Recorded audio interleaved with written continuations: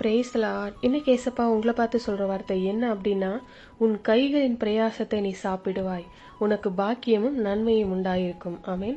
என் மகனே, என் மகளே, உன் கையின் பிரயாசத்தை நீ சாப்பிடுவா. நீ உழைக்கிற, பாடுபடுற, அந்த உழைப்பின் ஆசீர்வாதத்தை நீ அனுபவிப்ப. சிலர் சொல்லுவாங்க, நான் கஷ்டப்பட்டு உழைக்கிறேன் ஆனா சந்தோஷமா இருக்கிற மாதிரி தெரியலன்னுட்டு. சில பேர் உழைக்காமலே நல்லா இருக்கணும்னு நினைப்பாங்க. உழைக்கணும், பிரயாசப்படணும். சோம்பேறிகளுக்கு ஆண்டவர் உதவி செய்ய மாட்டார். வேலை செய்யாம இருக்கிறவங்க சாப்பிடாமல் இருக்க கடமை அப்படின்னு ஆண்டவர் சொல்லி இருக்கிறார். கையின் பிரயாசம், நம்ம கடினமா உழைச்சு பிரயாசப்படும் போதுதான் ஆசீர்வாதமா இருக்கும். கஷ்டப்படுறவங்க, ஏழைங்க, தரித்திரங்க, முடியாதவர்களுக்கு உதவி செய்யலாம்.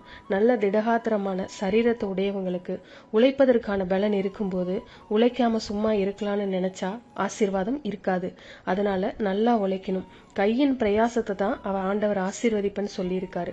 அதனால உழைக்க ஒப்பு கொடுங்க, வேலை செய்ய ஒப்பு கொடுங்க.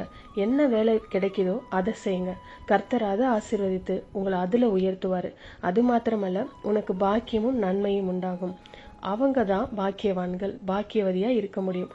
அப்பதான் நன்மைகளை உங்க வாழ்க்கையில நீங்க காண முடியும். ஏதோ நன்மைகளை எதிர்பார்த்து காத்திருக்கிறீங்க தானே?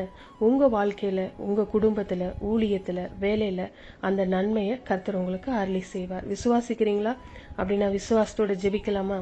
எங்கள் நல்ல தகப்பனே, அப்பா, என் கையின் பிரயாசத்தை ஆசீர்வதிக்கிற தேவனே, நான் உழைக்கவும் பிரயாசப்படவும் என்னை ஒப்பு கொடுக்கிறேன்.